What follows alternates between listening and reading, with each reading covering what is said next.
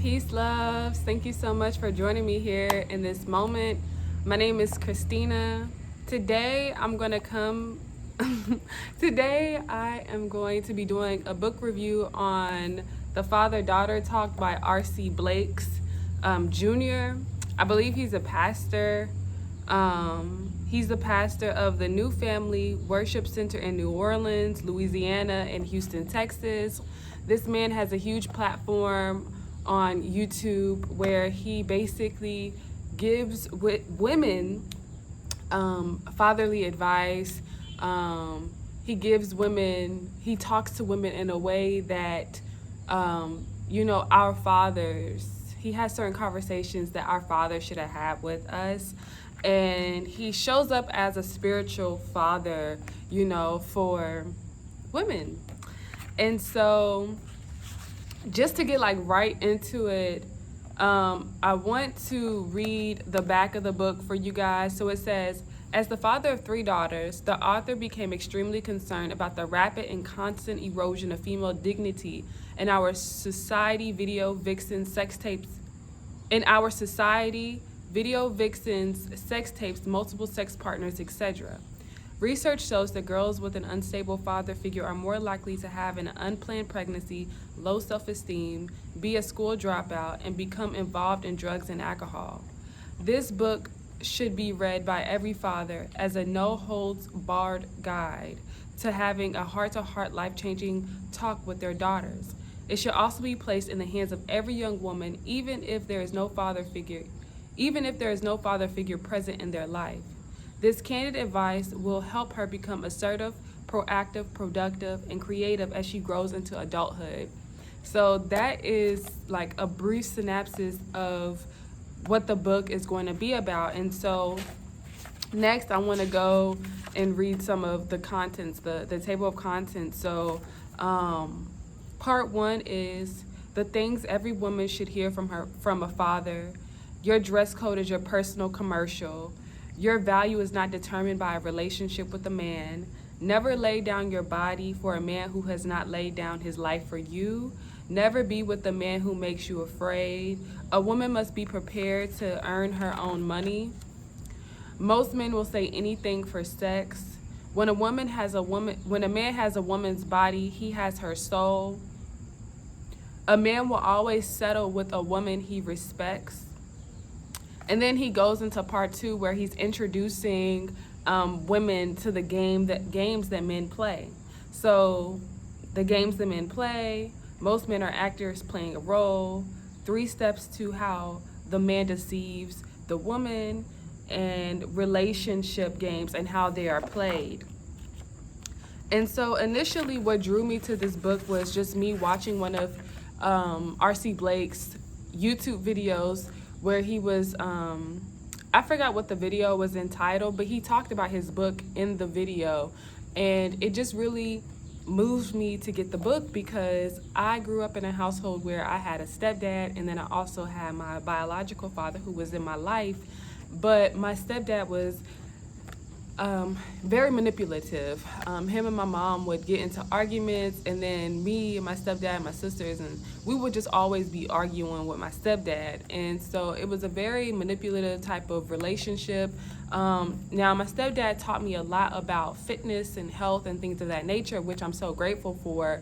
But at the same time, when it came to having those father-daughter talks, him telling me about men or anything like that, he just never really did. And I just think that for a man to get this type of wisdom that R.C. Blakes has put into this book, they have to overcome their manipulative tendencies towards women to even be able to give women this type of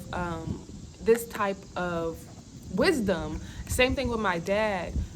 He was in my life, but he showed up, him and my stepdad, they showed up more so as a provider role. And that's something that R.C. Blakes talks about, is fathers showing up as this provider role, and just, they're like, okay, this is it, whether I'm paying child support or, I'm making sure that my kids have everything they need financially, but they're not giving, they're not imparting that emotional safety net, or that mental stability that we need, that mental wisdom that us women need in regard to just navigating this world.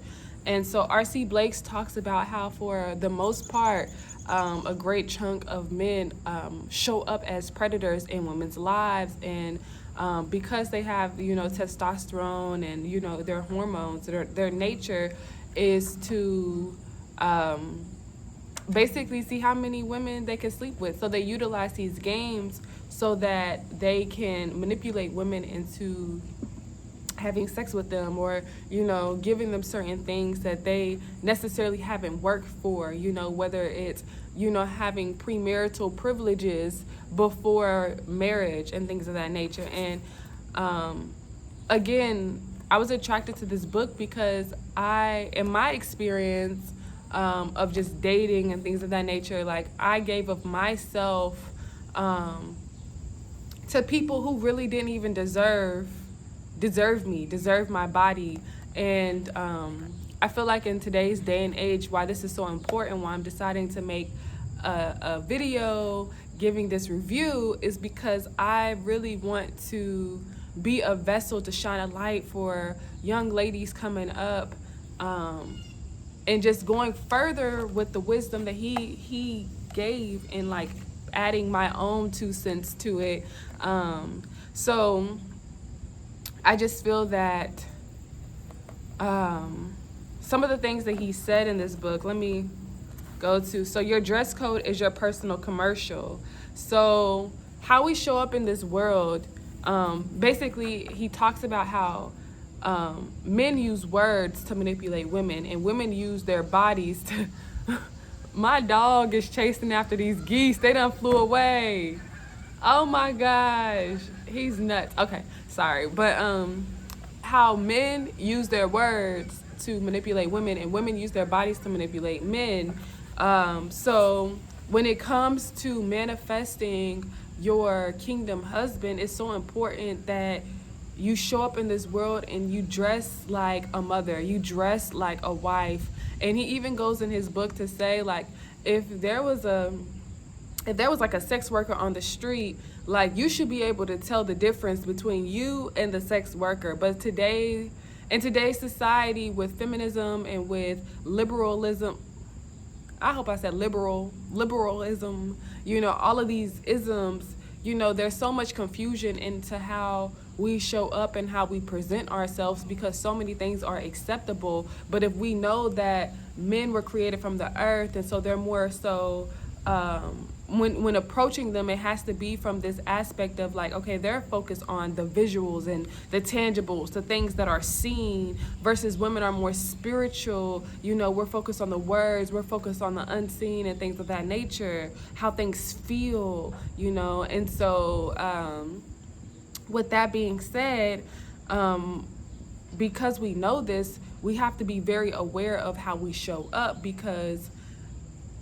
R.C. Blakes talks about it's very easy for a man's mind to go straight to sex when he sees a woman who has presented herself. Maybe she's revealing way too much, and because he sees you in that light, it's kind of hard for him to backtrack from that and his mind not go straight towards sex when he's viewing a woman. So your dress code is your personal commercial. How do you want to show up in this world? How do you want people to perceive you? Not just the man, but even other women and things of that nature. So it's so important that you have like a sense of modesty in your dress style. Like, you could still be stylish, but have a certain level of modesty when it comes to your dress, and just know that when you walk, the way that you carry yourself is a reflection of the Most High God, and all of his glory is being expressed through us. And so we have to ask ourselves, okay, is the way that I'm presenting myself, is it honorable not only to me, to my family, but also to God? So the second thing, your value is not determined by a relationship with a man. So I feel like sometimes I kind of got caught up.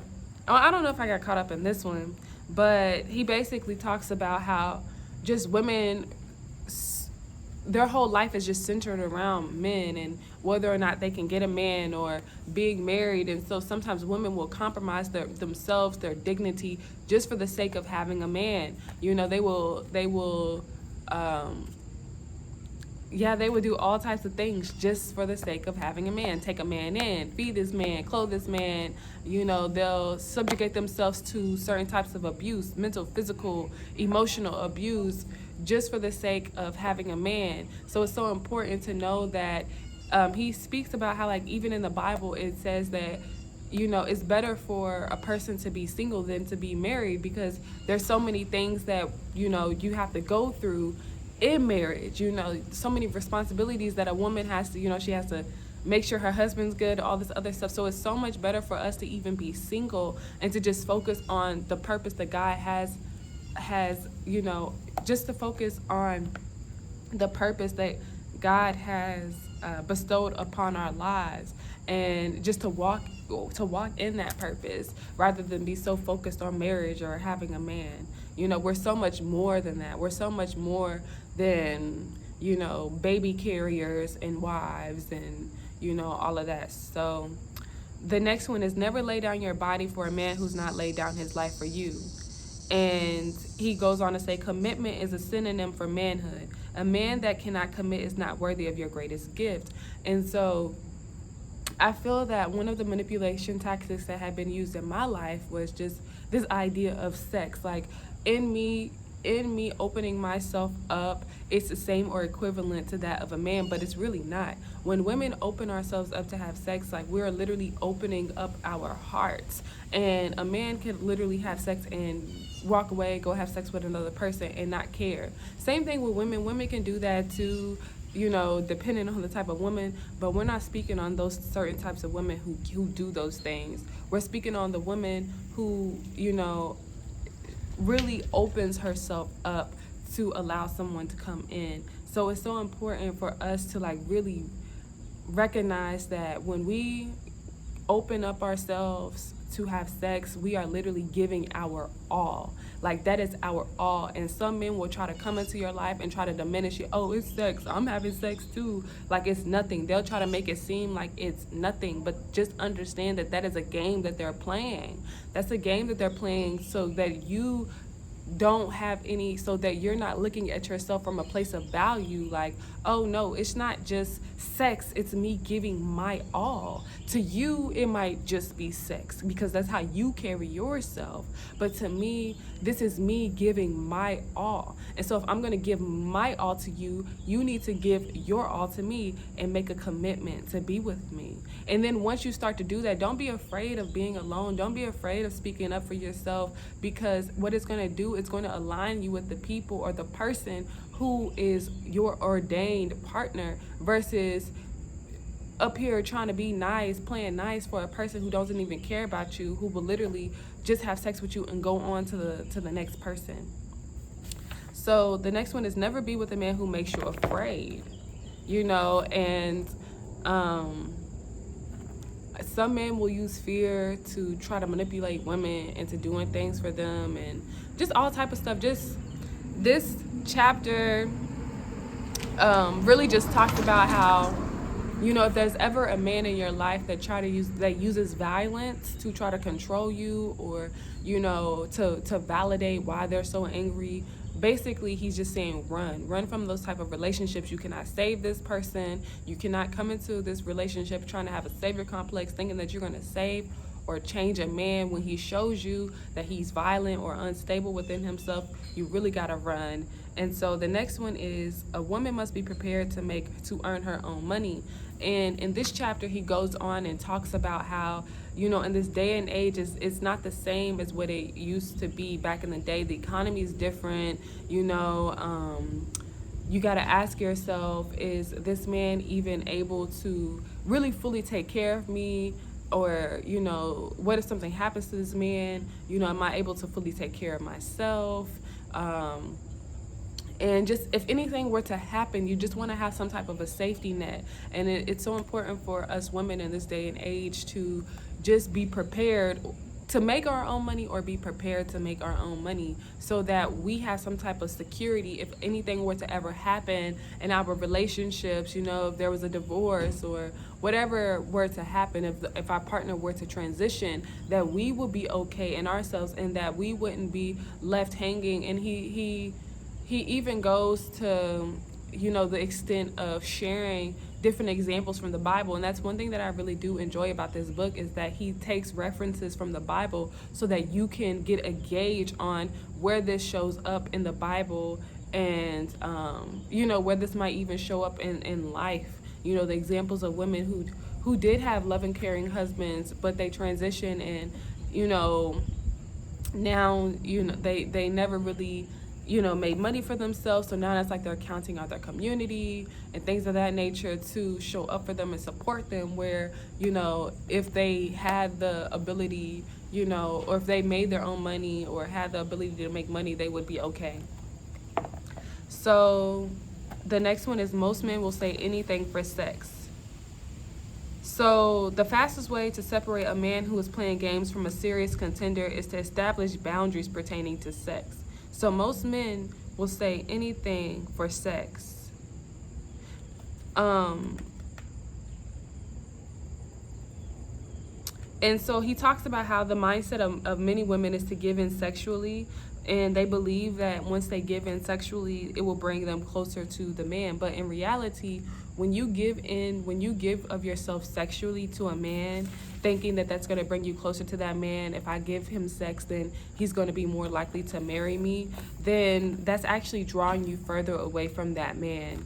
And it's so important to understand that men are masters of words. They will say anything, to have sex with you. And some will even do anything. They will buy you gifts. They will woo you in order to receive sex from you. So it's so important to have that understanding that, okay, like, yes, you're saying this.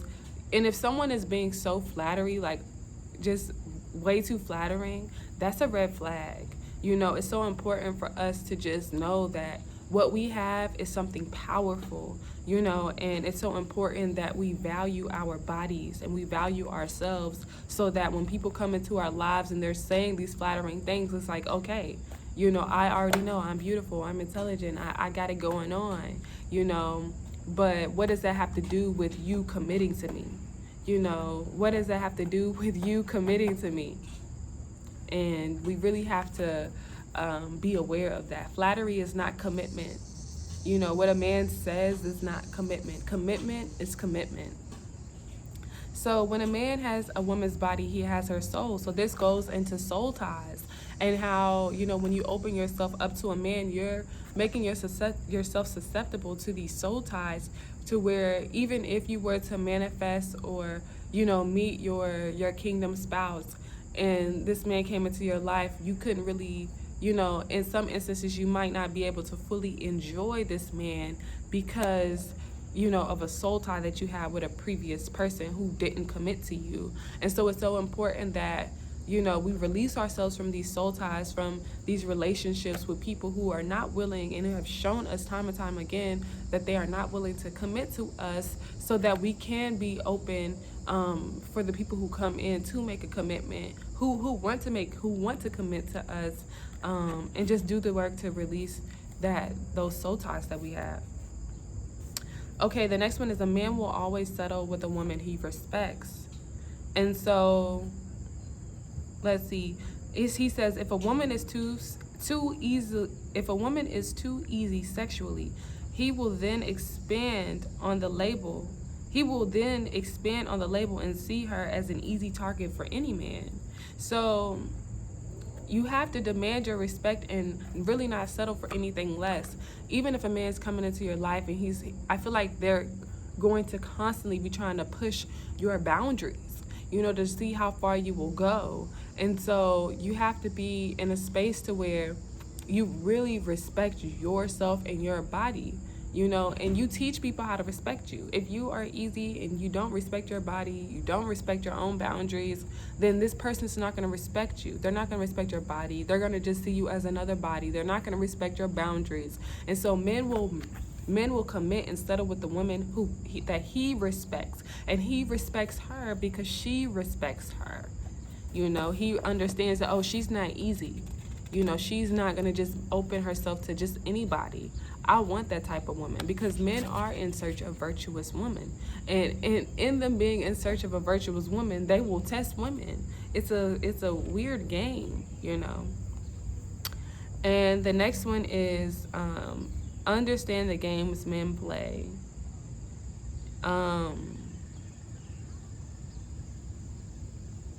Most men are actors playing a role.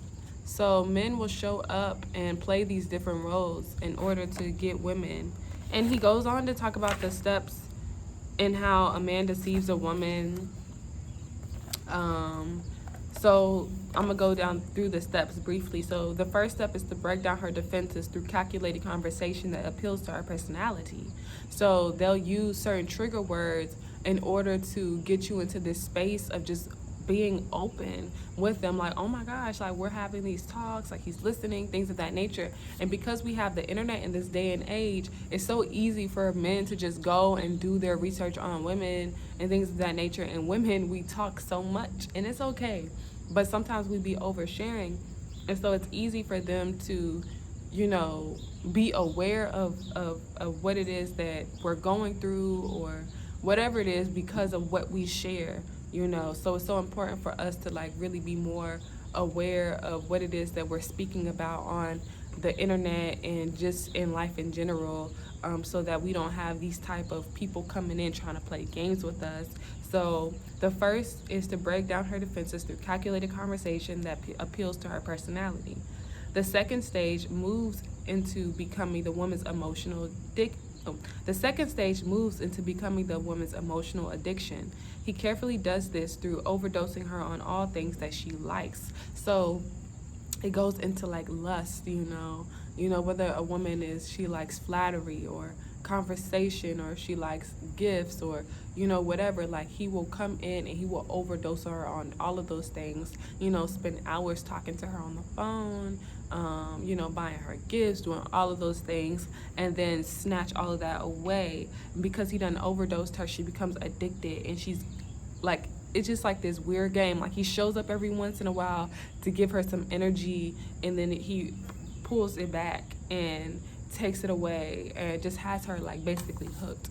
And so the third stage is to avoid commitment at all costs. Maybe you're in a relationship with a person and you're talking about marriage and things of that nature, and they're just they don't want to talk about it. They're oh, until I get my money right. And it's just a person who loves you, who really truly loves you and cares for you, will commit to you. Everybody else just playing games. And so the last chapter is relationship games and how they're played. So overall, I give this book a 10 out of 10. I feel that, some of the things that he speaks about, because he's an older man, I believe he's in his 50s, some of these things are a little outdated for, someone who is in their 20s. But I feel that outdated in a sense of, it's the words that he used, the type of games and stuff like that. But I feel that you can really, common sense will allow you to transition it over into the certain types of words that guys will say, depending on your type of background and things of that nature. The words are different, but it's the same games. It just might show up differently depending on, who you are, your values and things of that nature, who that man is. So yeah, this is definitely a book that I highly recommend for just any women on their journey. And if you value yourself, it's so important to feed your mind with this type of wisdom, because it really will set you apart, and it really will get you into a space to where you have better discernment, for the type of men that you should choose, or this type of men. I'm sorry, I kind of got, but I feel like this book will help to increase your level of discernment, so that, if ever there was a man coming into your life, you would be able to get him into a space to where he proves himself to you. I feel like in this day and age, everything is backward. Like, women are trying to prove themselves to men. Like, oh, I can be a cook, and I can clean for you, and I can be the best wife for you. Choose me, choose me. We have this choose me, pick me type of mentality, versus like the man should be pick me. I'm the best suitor for you. I'm going to be the one who can come in and provide for you, protect for you, all of these different things. And so he even talks about like the female slave, like brainwashing, type of situation. So I highly recommend this book, guys. I'm not gonna keep babbling, but yeah, definitely pick this book up. I got it on Amazon. It was about $14. I read it in one day. It was a very easy read, very common sense. I'm gonna give this to my 12-year-old niece and read this with her, and just any other woman in my family. Just recommend this book to them because it's such a necessary book. It's such a necessary book. Even if you have a father figure, there might be some conversations that maybe he might be uncomfortable to talk about, or maybe he's not saying it in the way that R.C. Blakes is saying it, and it's just so important that we armor ourselves out here in this world with the Word of God and with wisdom such as this, so that we are able to really walk the path that God has ordered for us without all of these distractions that come up, all of these thirsty men out here, all these thirsty people out here. Because this just ain't, and when I read this book, I wasn't even thinking like, I was looking at it like generally, not just with men, but also with women, and just seeing how people will come up into your life and try to manipulate you or try to take you off course, and you get caught up in these cycles of just not really living and walking in your purpose because someone's got you distracted. So I highly recommend this book, y'all. Okay, you guys have a beautiful day. Thank you so much for tuning into this video. Peace.